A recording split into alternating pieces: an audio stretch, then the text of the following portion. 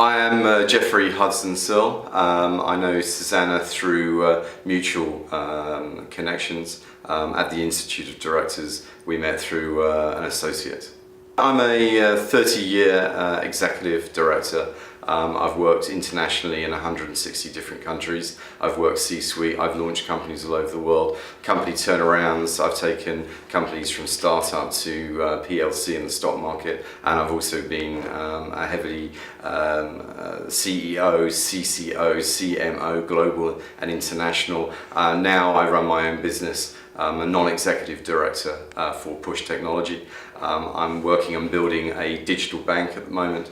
And I'm also working with some very high-level technology companies at the moment on various different projects. I can't switch off. I find it very difficult to switch off. So writing is a focus for me.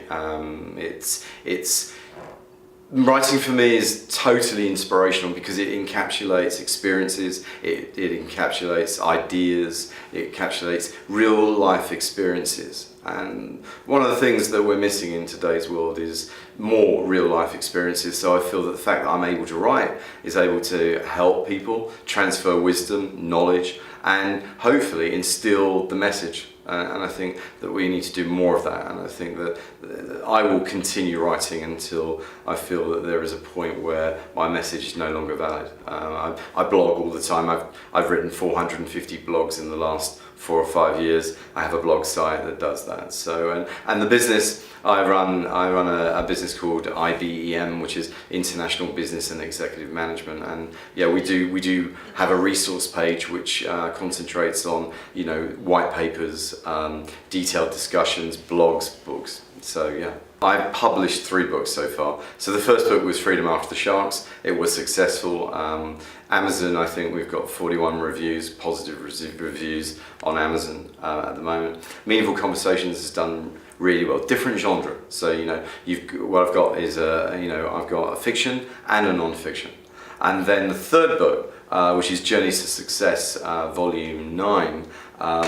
I wrote a chapter called Striving for Your Ultimate Goal. That was a collaboration, so that was 11 international authors, thought leaders, TEDx speakers, and you know the volumes 1 to 8 sold over 100 million copies. I haven't sold that with Meaningful Conversations, otherwise, you know, life could probably be very, very different. But it's not about that. You know, for me, it's the purpose. You write because there's a real purpose. There's no point writing unless the purpose has relevance to your audiences, and that's where you know, book number 1 came from, book number 2 came from, and to be fair, my contribution to book number 3. I won't write unless there's a purpose. I mean, Freedom After the Sharks was completely cathartic. Every single word of that book came right through me, straight through my heart and straight through my soul onto paper, and that's the truth. I couldn't stop writing. It was a very surreal experience. Okay, Meaningful Conversations is 52 chapters around some of the biggest subjects in today: strategy, communications, and life growth and business growth. Everyone's talked about these subjects, but very few people have actually put these subjects together and made sense of them. Meaningful Conversations is an easy to go-to guide to enable you to understand some of the biggest challenges in business today. We know that change is the one thing that's guaranteed right now. It's constant.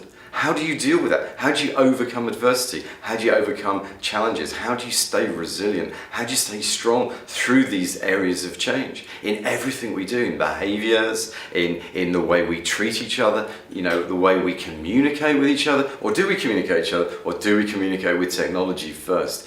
These are some of the problems that we're dealing with today. My book addresses every single one of those in a 52 chapter, easy to read, easy to understand, and actually easy to apply to your life. We don't need to have a discussion anymore. We need to have meaningful conversations. We need to put down the devices and we need to talk to one another at a deeper level, more meaningful level, and then great things are going to happen. Creativity is going to happen. Innovation is going to happen, and then we can agree things and we can actually start to grow and develop as proper human beings. Human beings need to be fulfilled, right? We are human beings. We're not computers.